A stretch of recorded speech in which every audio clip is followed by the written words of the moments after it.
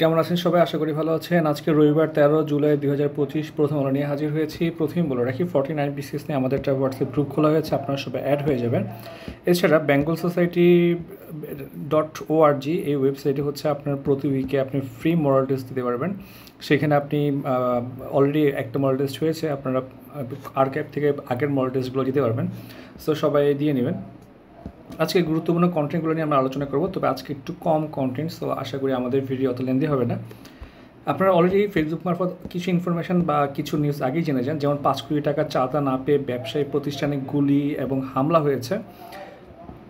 দেখেন, এছাড়া অপরাধপ্রবণ নেতাকর্মীদের নিয়ে চাপে বিএনপি নিউজ প্রথম আলোর। চাঁদাবাজি, খুন, সন্ত্রাস বন্ধের দাবি করা হয়েছে দেশব্যাপী। এছাড়া ক্ষমতার ভারসাম্য প্রশ্নে আলোচনা এগোচ্ছে না, অথচ এটা নিয়ে আসলে সবচেয়ে আগেই আপনার ঐক্যমত্য আসা উচিত ছিল। যেমন প্রধানমন্ত্রীর একচ্ছত্র ক্ষমতা কমানো, এটা তো এটা আসলে সবচেয়ে বড় ম্যান্ডেটরি ব্যাপার যে একজন ব্যক্তি চাইলে আপনি ম্যাসাকার করে ফেলতে পারে। সো এটা যেহেতু আমরা রিসেন্টলি এটা অবজার্ভ করছি, সো এটা কমাইতে সবার তো আগে খুশি হয়ে কমানো উচিত। এছাড়া সাংবিধানিক প্রতিষ্ঠানগুলো নিয়োগ পদ্ধতিতে পরিবর্তন, সংসদ দ্বিকক্ষ বিশিষ্ট করা এবং পিআর পদ্ধতি চালু করা, এগুলো নিয়ে আসলে কোনো ধরনের চেঞ্জ আনতে যাচ্ছে না। মূলত যে ক্ষমতায় আসতেছে বা আসার সম্ভাবনা আছে, তারা ভাবতেছে যে চেঞ্জ না করলে তো আমাদেরই লাভ, আমরা অ্যাক্সেস করতে পারবো। সো এটাই হচ্ছে মেন সমস্যা। সাইমা ওয়াজেদকে ছুটিতে পাঠিয়েছে WHO। পরবর্তী দেখি আমরা, ক্ষমতা ভারসাম্য আনতে পিআর পদ্ধতির প্রয়োজন বলেছে ইসলামী আন্দোলনের গোল টেবিল বৈঠক আলোচনা হয়েছে।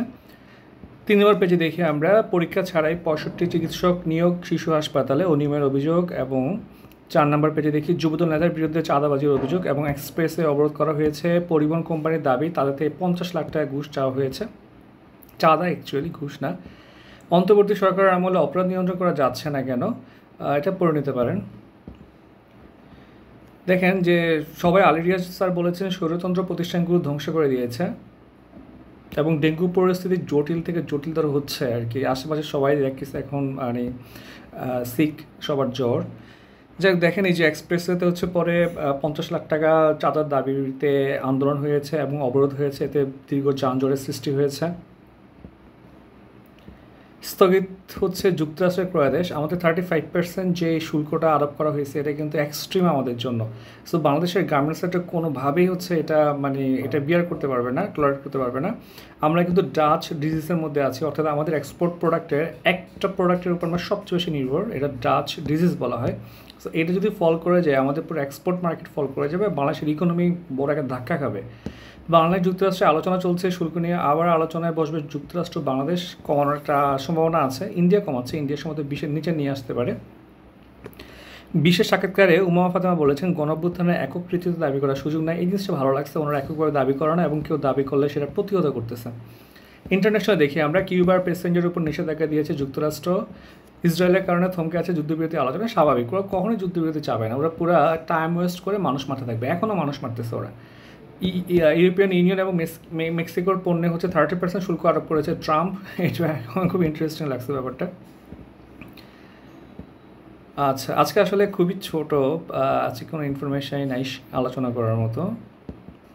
শেষ পেজে দেখি আমরা, দেখেন ট্যাক্সি বাঁধ না হয় ডুবছে ফেনী বন্যার প্রথমবার হওয়ার পরে কিন্তু আমাদের একটা সুযোগ ছিল যে চেঞ্জ করা। আসলে তখন আপনার মাত্রই আগস্টের সরকার আসলো, তখনই বন্যা হয়েছে। আসলে একটু টাইম কনজিউমিং ব্যাপার এগুলো, আর এটার জন্য অবশ্যই একটা নির্বাচিত স্টেবল একটা গভর্নমেন্ট লাগবে, কারণ গভর্নমেন্ট আসলে সব সেক্টরে সব সমস্যা সলভ করতে পারবে না, কারণ ওরা আছেই কয়েক মাস। তো প্রতিবেদন ওরার পরে বন্ধ হয়ে যায় এয়ার ইন্ডিয়ার জার্নি সুইচ, এবং এটা নিয়ে কিন্তু আগে থেকেই কমপ্লেন আসতেছে, কিন্তু এয়ারলাইন্স হচ্ছে এটা নিয়ে কোনো ধরনের স্টেপ নেয় নাই। এছাড়া দেখেন, বিএসএফের গুলিতে 2 বাংলাদেশি নিহত হয়েছে। ভারতীয় সীমান্তরক্ষী বাহিনী গুলিতে 2 বাংলাদেশি নিহত হয়েছেন। গত শুক্রবার রাতে সুনামগঞ্জে একজন এবং ঠাকুরগাঁয়ে আরেকজন নিহত হয়েছে।